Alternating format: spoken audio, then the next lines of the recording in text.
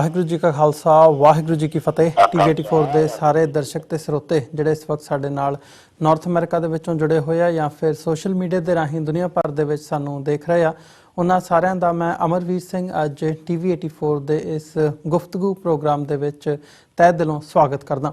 Viewers, ਅਸੀਂ ਪਿਛਲੇ ਹਫਤੇ ਦੇ ਵਿੱਚ ਵੀ ਜ਼ਿਕਰ ਕੀਤਾ ਜਾਂ ਅਸੀਂ ਜਦੋਂ ਦੇਖਦੇ ਹਾਂ ਕਿ ਪਾਕਿਸਤਾਨ ਤੇ ਭਾਰਤ ਦੇ ਜਿਹੜੇ ਰਿਲੇਸ਼ਨਸ ਨੇ ਉਹ ਕਿਵੇਂ 5 ਅਗਸਤ ਤੋਂ ਜਦੋਂ ਤੋਂ ਜੰਮੂ ਕਸ਼ਮੀਰ ਦੇ ਵਿੱਚ ਧਾਰਾ 370 ਹਟਾਈ ਗਈ ਹੈ ਉਦੋਂ ਦੇ ਖਰਾਬ ਹੋਏ ਆ। ਤੇ ਇੱਕ ਘਟਨਾ ਜਿਹੜੀ ਪਾਕਿਸਤਾਨ ਦੇ ਨਨਕਾਣਾ ਸਾਹਿਬ ਦੇ ਵਿੱਚ ਪਿਛਲੇ ਦਿਨੀ ਵਾਪਰੀ ਹੈ, ਬੱਚੀ ਜਗਜੀਤ ਕੌਰ ਦੇ ਨਾਲ, ਉਹਨੇ ਕਿਤੇ ਨਾ ਕਿਤੇ ਸਿੱਖ ਸਫਾਂ ਦੇ ਵਿੱਚ ਵੀ ਜਿਹੜੀ ਇੱਕ ਰੋਸ ਦੀ ਲਹਿਰ ਹੈ ਉਹਨੂੰ ਜਨਮ ਦਿੱਤਾ।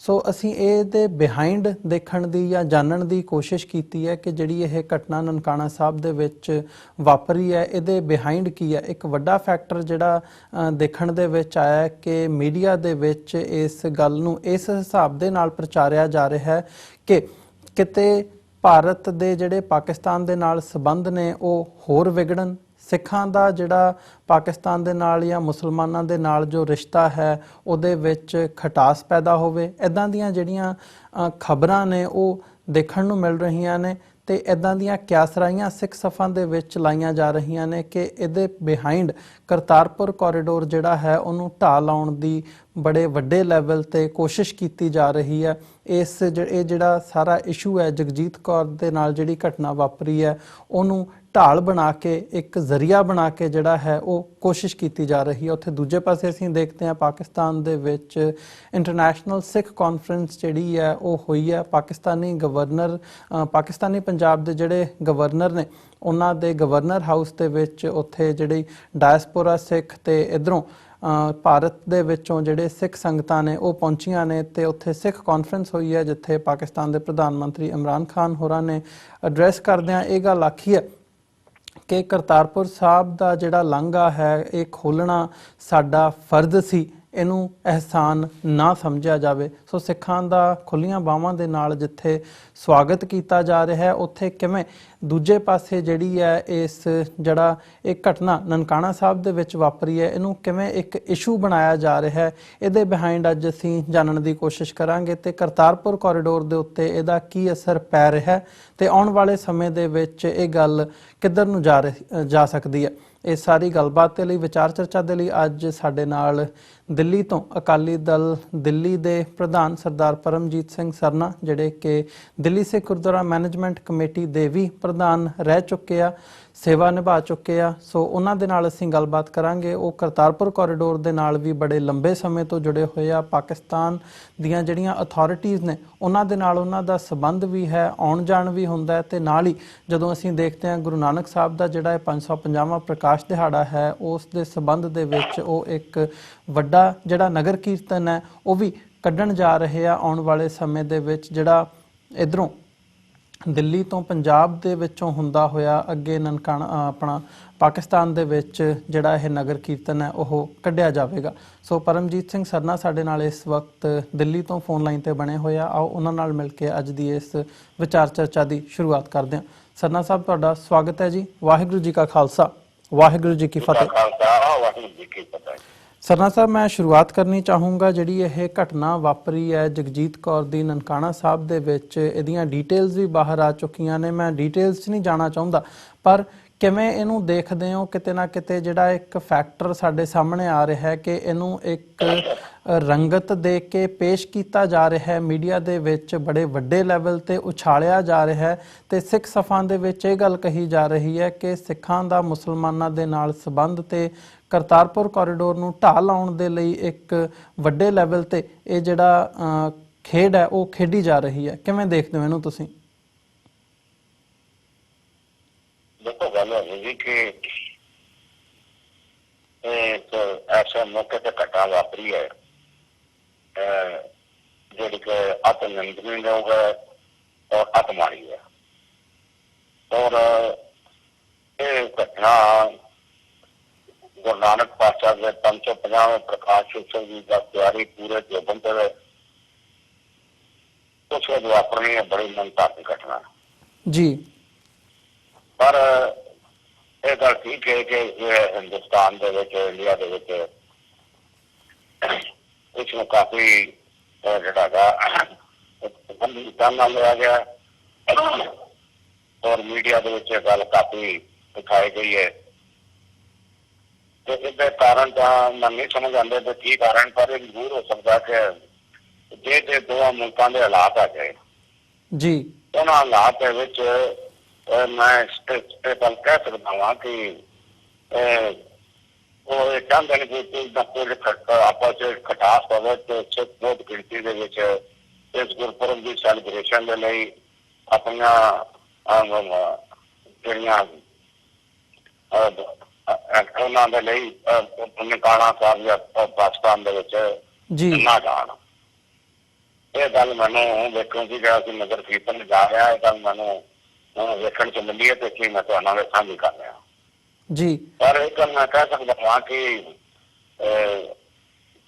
ਇਸ ਤਰ੍ਹਾਂ ਦੀ ਗੱਲ ਸ਼ਾਇਦ ਪਾਕਿਸਤਾਨ ਦੇ ਵਿੱਚ ਕਦੇ ਵੀ ਨਾ ਹੋਵੇ ਕਿ ਇਸ ਲੜਕੀ ਦੇ ਮਾਮਲੇ ਦੇ ਵਿੱਚ ਪਾਕਿਸਤਾਨ ਦੇ ਗਵਰਨਰ ਸਾਹਿਬ ਔਰ ਉਹਨਾਂ ਦੀ ਕਿਸੇ ਖੁਦ ਚੱਲ ਕੇ ਰਾਤ ਦੇ 12 ਵਜੇ ਤੱਕ ਇਸ ਮਾਮਲੇ ਨੂੰ ਨਿਪਟਾਉਣ ਲਈ ਤਤਪਰ ਰਹੇ ਨੇ ਜੀ। तो खाली हुई नहीं, उन्होंने ट्रैफिक मिनिस्टर वगैरह और अफसर वगैरह सारे ने जो पंथई में हर काम की कोशिश की है और उन्होंने यकीन दिलाया कि अगले 10 दिन लगन 5 दिन लगने चीज गारंटी नहीं कर सकते, पर लड़की जी हैगी घर को वापस आएगी ये असं गारंटी करते हैं जी। टाइम की गारंटी नहीं, पर इस गल की असं गारंटी करते हैं कि लड़की घर वापस आएगी।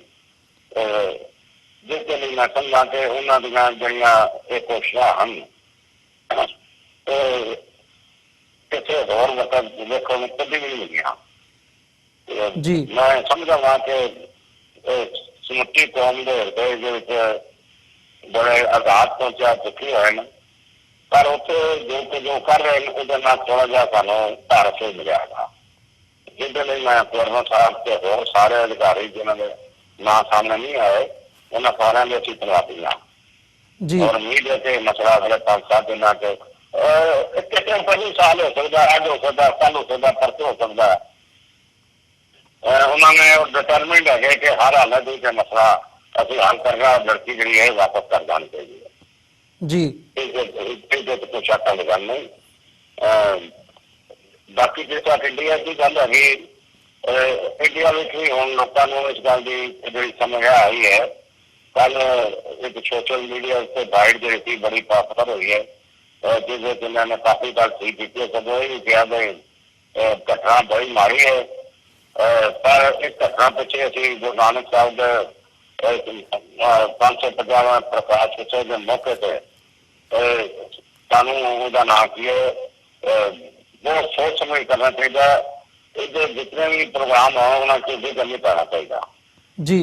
ये गल उसने बड़ी अच्छी तरह गल की है, चरण सिंह बब्बर है दिल्ली तो जी, उन्होंने बहुत अच्छी तरह गल की है और उन्होंने असर भी पिया सारे मैं कहना चाहना जी। ਤੁਸੀਂ ਜਿਵੇਂ ਬੱਬਰ ਸਾਹਿਬ ਦੀ ਗੱਲ ਕੀਤੀ ਹੈ, ਮੈਂ ਦਿੱਲੀ ਦੇ ਵਿੱਚ ਤੇ ਈਵਨ ਜੰਮੂ ਦੇ ਵਿੱਚ ਵੀ ਇੱਕ ਪ੍ਰੋਟੈਸਟ ਇਸ ਹਵਾਲੇ ਨਾਲ ਹੋਇਆ। ਦਿੱਲੀ ਦੇ ਵਿੱਚ ਜੇ ਗੱਲ ਕਰਨੀ ਹੋਵੇ ਤਾਂ ਪਾਕਿਸਤਾਨ ਦੀ ਅੰਬੈਸੀ ਦੇ ਬਾਹਰ ਇੱਕ ਪ੍ਰੋਟੈਸਟ ਹੋਇਆ ਕਿ ਇਸ ਇਸ਼ੂ ਨੂੰ ਮੁੱਖ ਰੱਖਦਿਆਂ ਹੋਇਆਂ ਜਿਹੜੀ ਇਹ ਘਟਨਾ ਨਨਕਾਣਾ ਸਾਹਿਬ ਦੇ ਵਿੱਚ ਵਾਪਰੀ ਹੈ। ਪਰ ਜਿਹੜਾ ਇੰਕਸ਼ਾਫ ਜਾਂ ਬੱਬਰ ਸਾਹਿਬ ਦਾ ਕਹਿਣਾ ਹੈ ਕਿ ਇਸ ਦੇ ਪਿੱਛੇ RSS ਦੀ ਇੱਕ ਚਾਲ ਹੈ ਕਿ ਉਹ ਇਸ ਇਸ਼ੂ ਨੂੰ ਯੂਟੀਲਾਈਜ਼ ਇਸ ਤਰੀਕੇ ਨਾਲ ਵਰਤਣਾ ਚਾਹੁੰਦੇ ਆ ਕਿ ਕਰਤਾਰਪੁਰ ਸਾਹਿਬ ਦਾ ਜਿਹੜਾ ਕੋਰੀਡੋਰ ਹੈ ਉਹਨੂੰ ਢਾਹ ਲਾਈ ਜਾ ਸਕੇ ਤੇ ਪਾਕਿਸਤਾਨ ਦੇ ਖਿਲਾਫ ਇਸ ਇਸ਼ੂ ਨੂੰ ਵਰਤਿਆ ਜਾ ਸਕੇ ਪ੍ਰੋਟੈਸਟ ਦੇ ਵਿੱਚ। ਜਾਂ ਅਦਰਵਾਈਜ਼ ਅਸੀਂ ਦੇਖਦੇ ਹਾਂ ਬਿਆਨਬਾਜ਼ੀ ਮਨਜਿੰਦਰ ਸਿੰਘ ਸਿਰਸਾ ਵੱਲੋਂ ਵੀ ਹੋਈ ਹੈ, ਮਨਜੀਤ ਸਿੰਘ ਜੀਕੇ ਉੱਥੇ ਪਹੁੰਚੇ ਆ, ਜਿਹੜੀ ਜਾਣਕਾਰੀ ਸਾਡੇ ਤੱਕ ਪਹੁੰਚੀ ਹੈ। ਕੀ ਕਹਿਣਾ ਚਾਹੋਗੇ ਇਸ ਪ੍ਰੋਟੈਸਟ ਬਾਰੇ ਜਿਹੜਾ ਪਾਕਿਸਤਾਨ ਦੀ ਅੰਬੈਸੀ ਦੇ ਬਾਹਰ ਹੋਇਆ? देखो गल है एक गल मैं कहने तो गरेज नहीं करांगा कि जिमें बादल दल करता है और बादल दल जब भी कोई डेमोस्ट्रेशन करनी होगी, मुजाहरा करना होता, भावें अज भावें उन्होंने को दिल्ली कमेटी है, उन्होंने को 2 बंदे होंगे मुजाहरा करने एक तो दिल्ली कमेटी के मुलाजम, दूसरा 84 जिन्हें जो क्वार्टर लाख हो सन तिलक बिहार का जी। तो सारा जड़ा मुजाहरा करने वास्ते सारे 6 दिनों की उन्होंने दस्ती होंगी है तो कल यही कुछ है, कल दिल्ली कमेटी के मुलाजम तो नहीं सन, पर यह गल मैं कह तो गुरेज ही कर सकता कि उस बसा जड़िया सन तेरे बिहार तो 2 गई। और ये मुजाहरा एक गल और सुन लो, उसने भी बड़ा नाप तोल के किया, किसी तरीके नाल उसने वो मुंडे का पुतला साड़िया है। इस गल उसने मुंडे का पुतला साड़िया है और कुछ आप नहीं किया जी। पर असं ये कह सकते हैं कि उसके पिछे उसकी अपनी मर्जी थी, अपने धड़े का फैसला थी या उसके पिछे कौन सी, ये हाले गल एक दिन एक बार आएगी तो फिर ਤੁਹਾਡਾ साझी करांगा जी। हाँ जी जी बिल्कुल। बाकी देखो गल अभी देखो ये सबसे अंदाजन का जिक्र नहीं है, उसका नाम की कोई उससे तोड़ने वास्ते थोड़ी काम कर रहे हैं। तो सारा इतिहास देख लो, जब का प्रधान बनया है इन्होंने एक काम बना के दस जोड़ा काम इन्होंने किया हुआ, कौम के भले लिए किया हुआ, पंजाब के भले लिए किया हुआ, इन्होंने या अपने भले लिए किए या अपने सियासी जोड़े साझवालता उन्होंने खुद करने किया जी। इस वास्ते इन्हों की गल से जाना तो नहीं है। इन्होंने मुजाहरे करना मत समझो कि सिखा की आवाज आ गए, भावें कल का मुजाहरा या पहले मुजाहरे, इन्होंने सिखा की आवाज नहीं समझना चाहिए, सिखा की अंतरात्मा की गल नहीं सुननी चाहिए।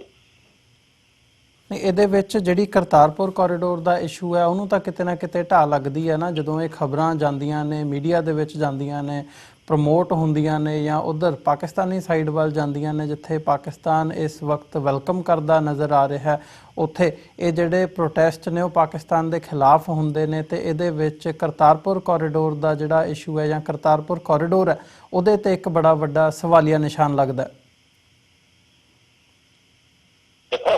मैं उन्हें तो एक गल की है कि जो मुजाहरा कल हुआ तो उस मुंडे का पुतला साड़िया गया, तो उन्होंने एक गल तो परहेज की है, गुरेज की है कि किसी सरकार के खिलाफ ना हो।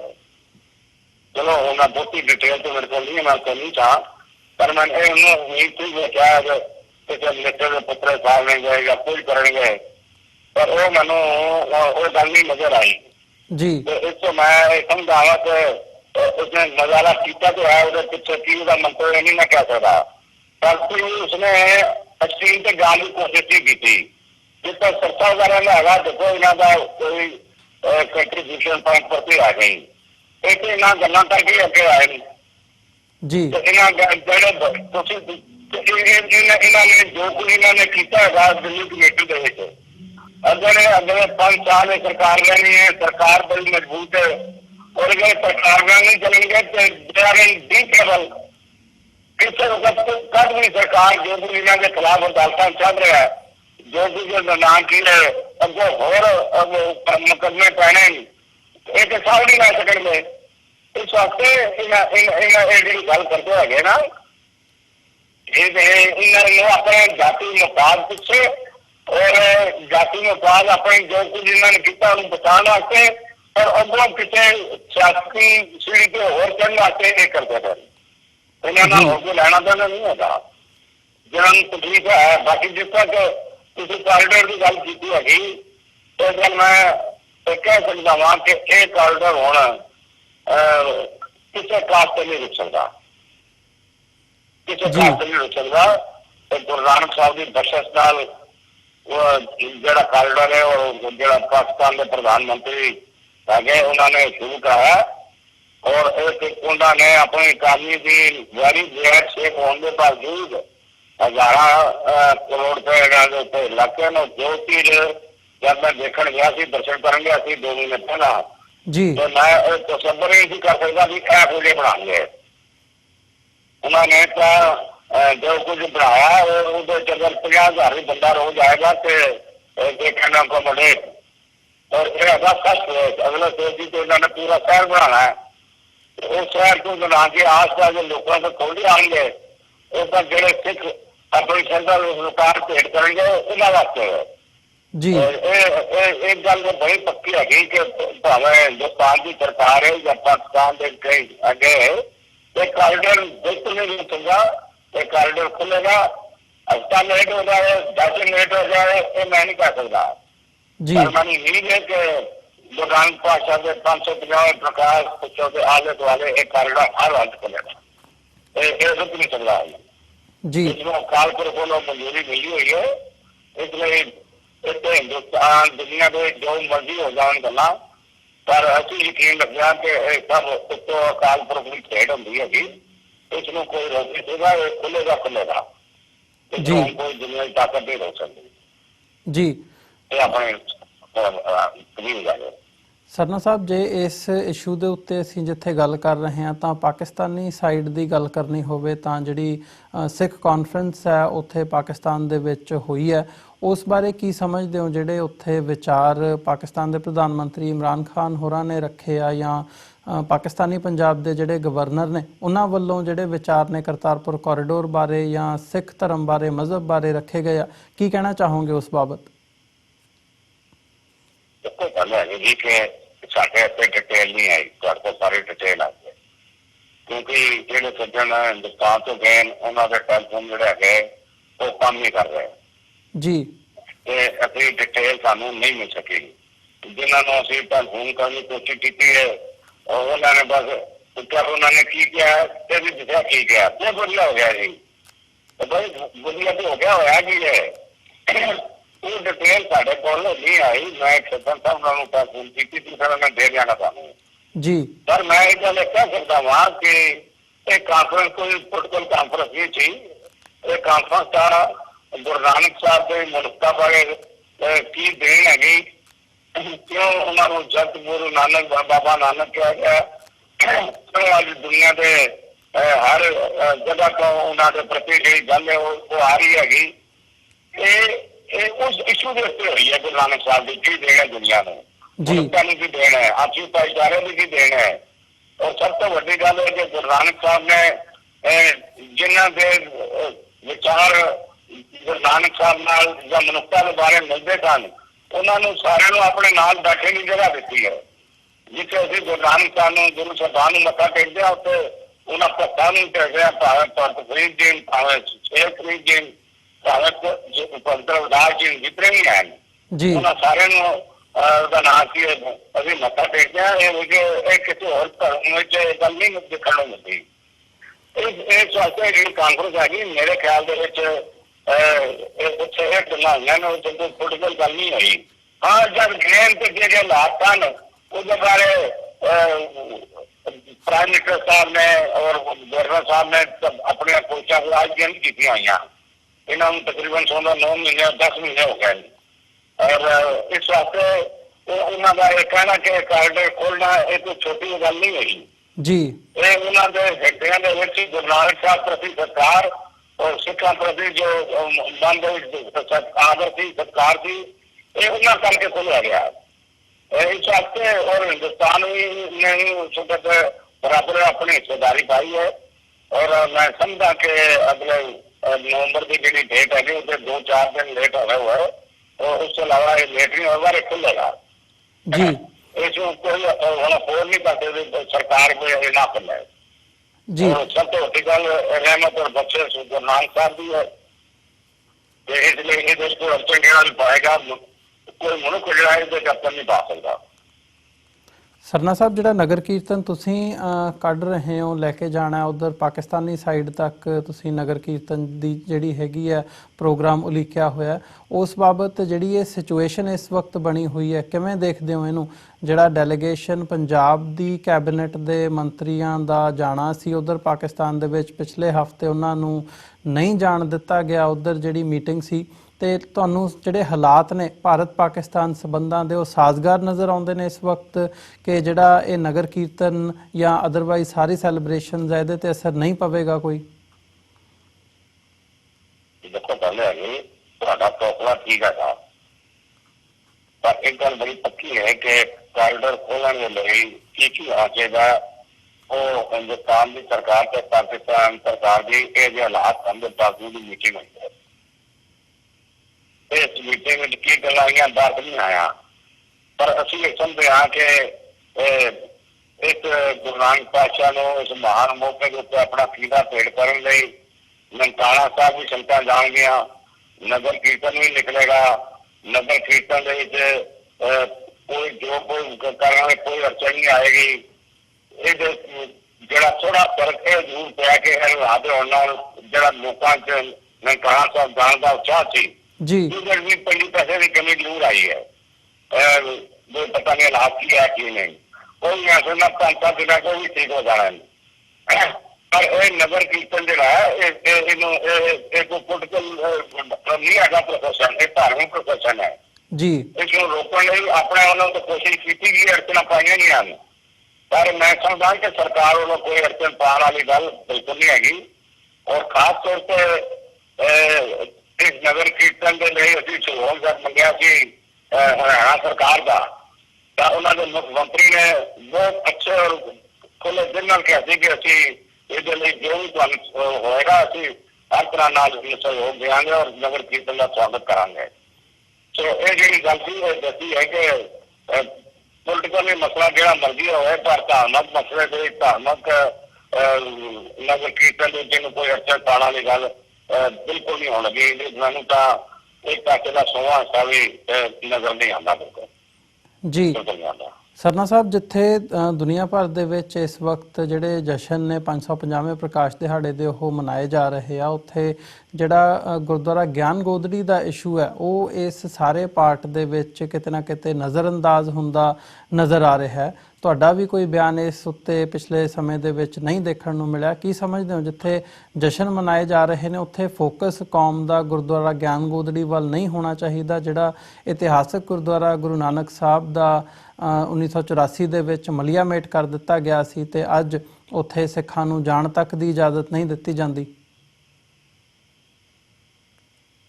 ਦੇਖੋ, ਗੱਲ ਇਹ ਜੀ ਕਿ ਜਦ ਮੈਂ ਦਿੱਲੀ ਕਮੇਟੀ ਦੀ ਸੇਵਾ ਮੇਰੇ ਕੋਲ ਸੀ ਤੇ ਉਸ ਵਕਤ ਅਸੀਂ ਉੱਤਰਾਖੰਡ ਦੀ ਸਰਕਾਰ ਨਾਲ ਔਰ ਸੈਂਟਰ ਦੀ ਸਰਕਾਰ ਨਾਲ ਬਰਾਬਰ ਕਰਨਾ ਕਰਦੇ ਰਹੇ ਸੀ। ਔਰ ਉੱਤੇ ਭਾਰੀ ਅੜਚਣ ਦੇ ਬਾਵਜੂਦ ਵੀ ਅਸੀਂ ਇਹ ਗੱਲ ਪਹਿਲਾਂ ਤੈਅ ਕਰ ਲਈ ਸੀ ਕਿ ਇੱਕ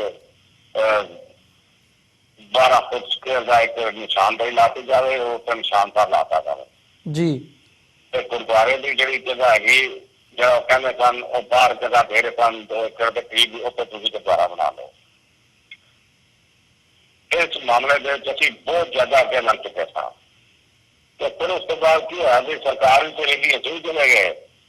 ਇਹ ਮਸਲਾ ਤੇ ਸ਼੍ਰੋਮਣੀ ਕਮੇਟੀ ਕੋਲ ਤੇ ਬਾਦਲ ਕੋਲ ਸੀ ਔਰ ਤਕਰੀਬਨ 5-4 ਸਾਲ ਪਹਿਲਾਂ ਕਮੇਟੀ ਨੇ ਸ਼੍ਰੋਮਣੀ ਅੰਮ੍ਰਿਤਸਰ ਦੀ ਮੀਟਿੰਗ ਕਰਕੇ ਫੈਸਲਾ ਕੀਤਾ ਸੀ ਕਿ ਇਸ ਮਾਮਲੇ ਨੂੰ ਸੁਲਤਾਨ ਦੇ ਅਕਾਲ ਤਖਤ ਦੇ ਜਥੇਦਾਰ ਦੇ ਲੈ ਕੇ ਔਰ ਸ਼੍ਰੋਮਣੀ ਕਮੇਟੀ ਉਹ ਆਪਣਾ ਇਸ ਨੂੰ ਅੱਗੇ ਲੈ ਕੇ ਜਾਣਗੇ ਜੀ। ਉਹ 2 ਮੀਟਿੰਗਾਂ ਤੋਂ ਬਾਅਦ ਉਹਨਾਂ ਨੇ ਬਸ ਹੋ ਗਈ। ਹੁਣ ਇਹ ਬਹੁਤਾ ਜ਼ੋਰ ਦੇ ਨਹੀਂ ਸਕਦੇ थे। सारी ज्ञान गोदी थोड़ी है गुरुद्वारा डांग मार साहब सिक्किम और दिल्ली के बाबा बांसुरा ने इतनी ऊंची जगह जाए, इतनी दूर जाके गुरुद्वारा बनाया। वो गुरुद्वारा भी उन्होंने रातों रात मार्ग के थ्रू समान लैके करके तो मंदिर से डील किया है। हूँ सिख उत्तर जा ही नहीं सकता। उसे 50 किलोमीटर पहले कोई अगर मिलिट्री का पुलिस का सिख जा सकता, बाकी सिख जा ही नहीं सकता। रस्ते भी रोक लगता वो उन्होंने पूछो तुम हिंदुस्तान की सरकार से कैबिनेट मिनिस्टर कभी कैबिनेट में गल उठाई कभी किया? ज्ञान जल्दी पहले तो चीना की सरकार अलग सा हूँ तो सेंटर की सरकार से स्टेट की सरकार एक है और ये भाईवाल है। तो मैं पूछा तुम की करते पे हो? देखो एक अच्छी लगे हुए हैं जब तक कोई ना हो गल नहीं बन सकती।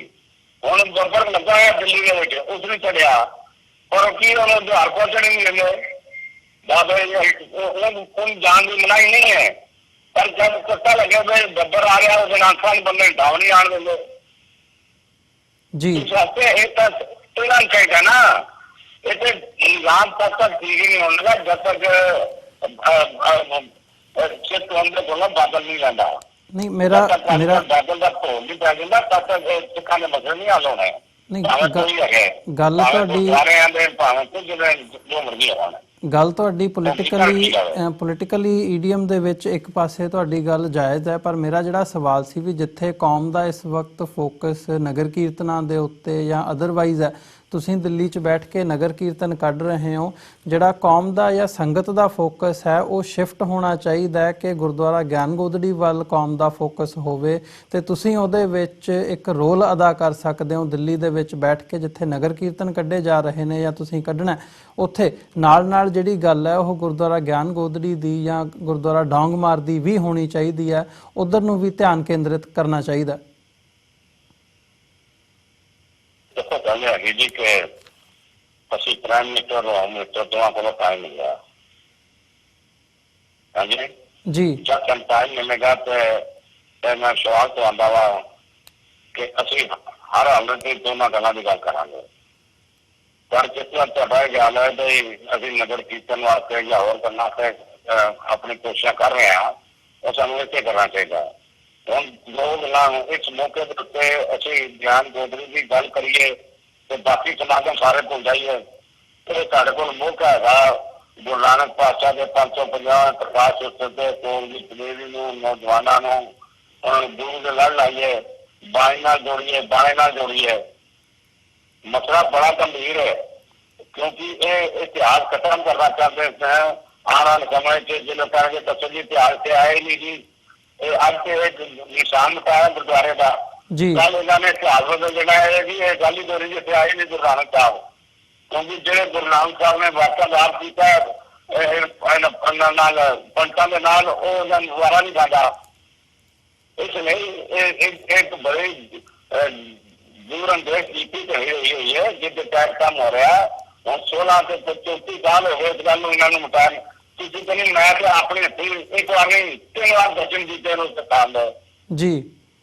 ਉਹ ਛੋਟਾ ਜਿਹਾ ਗੁਰਦੁਆਰਾ ਸੀ, ਮਾਈ ਉੱਥੇ ਸੇਵਾ ਕਰਦੀ ਸੀ, ਨਿਸ਼ਾਨ ਸਾਹਿਬ ਲੱਗਾ ਹੋਇਆ ਸੀ, ਗੁਰੂ ਗ੍ਰੰਥ ਸਾਹਿਬ ਦਾ ਪ੍ਰਕਾਸ਼ ਸੀ, ਉਹ ਕੰਮ ਸੀ, ਉਹ ਪਰਿਵਾਰ ਹੀ ਖਾਂਦਾ ਸੀ। ਪਰ ਕਹਿੰਦੇ ਅਗੀ ਨਹੀਂ ਆਇਆ ਸਿਆਸੀ ਆਏ ਸਾਰ ਜਿਹਨਾਂ ਨੇ ਮਟਾਤਾ ਨਹੀਂ ਸਾਹ ਗੁਰਦੁਆਰੇ ਦਾ, ਔਰ ਉਸ ਤੋਂ ਬਾਅਦ ਹੁਣ ਦਿੰਦੇ ਹੀ ਨਹੀਂ ਪਏ। ਇਸ ਵਾਸਤੇ ਇਹ ਤਾਂ ਬੜੀ ਤਗੜੀ ਹੋ ਕੇ ਕੌਮ ਨੂੰ ਲੜਾਈ ਲੜਨੀ ਪੈਣੀ ਹੈ, ਤਾਂ ਇਹ ਸਥਾਨ ਜਿਹੜਾ ਹੈਗਾ ਇਹ ਕੌਮ ਦੇ ਵਾਲੇ ਹੋਏਗਾ। ਇਹ ਨਹੀਂ ਹੋਣ ਲੱਗਾ। ਔਰ ਇਹਦੇ ਵਿੱਚ ਜਿਹੜੀ ਗੱਲ ਮੈਂ ਪਹਿਲੇ ਕਹੀ, ਪੋਲੀਟੀਕਲ ਗੱਲ ਨਹੀਂ ਮੈਂ ਕਰ ਰਿਹਾ ਜੀ। ਮੈਂ ਤਾਂ ਜਦੋਂ ਇਹ ਦੱਸੋ ਪੋਲੀਟੀਕਲੀ ਮੈਨੂੰ ਤਾਂ ਨਾਲ ਜਾਓ ਜੇ ਮੈਂ ਕਦੀ ਕਾਰਪੋਰੇਸ਼ਨ ਦੀ, ਕਦੀ MLA ਦੀ, ਕਦੀ MP ਦੀ ਸੀਟ ਲੜੀ ਹੋਵੇ ਜਾਂ ਕਿਸੇ ਵੇਲੇ ਪੋਲੀਟੀਕਲੀ ਕੋਈ ਕੁਰਸੀ ਲਈ ਹੋਵੇ, ਤਾਂ ਅਕਾਲੀਆਂ ਦੀ ਸਰਕਾਰ ਦੀ ਜੰਮਣ ਦੇ ਤਾਂ ਅਕਾਲੀ ਹੈ ਨਾ, ਬਾਦਲ ਨਾਲ ਲੱਗ ਹੋਇਆ, ਪਹਿਲੇ ਤਾਂ ਅਕਾਲੀ था ਨਾ, ਅਕਾਲੀ ਤੇ ਹੋਣੀ ਆ ਨਾ। ਕਿਸੇ ਸਰਕਾਰ ਕੋਲ ਲਈ ਹੋਵੇ ਤਾਂ ਮਦਦ ਕੀਤੀ ਹੈ ਜਾਂ ਬੀਜੇਪੀ ਸਰਕਾਰ ਤੋਂ ਕੁਰਸੀ ਲਈ ਹੋਵੇ, ਪੋਲੀਟੀਕਲੀ ਸਾਡਾ ਇਹ ਨਹੀਂ ਹੈ। ਪਰ ਹੁਣ ਜਿਹੜੇ ਸੇਵਾ ਕਰਦੇ ਚਲੋ ਉਹਦੇ ਵਿੱਚ ਕਰਨ ਪੋਲੀਟੀਕਲੀ ਹੈ, ਚਲੋ ਪੋਲੀਟਿਕਸ ਕਰ ਲਓ, ਪਰ ਸਾਡਾ ਮਕਸਦ ਰੋਜ਼ ਜਿਹੜਾ ਹੈਗਾ ਉਹ ਧਰਮ ਪ੍ਰਤੀ ਆਪਣੀਆਂ ਸੇਵਾਵਾਂ ਹੈਗੀਆਂ। ਪੋਲੀਟੀਕਲੀ ਸਾਡਾ ਨਾ ਹੈ ਤੇ ਨਾ ਸਾਡਾ ਕੋਈ ਗੁਰੂ ਮਹਾਰਾਜ ਕਰੇਗਾ ਸਾਨੂੰ ਖਰਾਬ ਪਿਆ ਹੋਵੇ ਜੀ।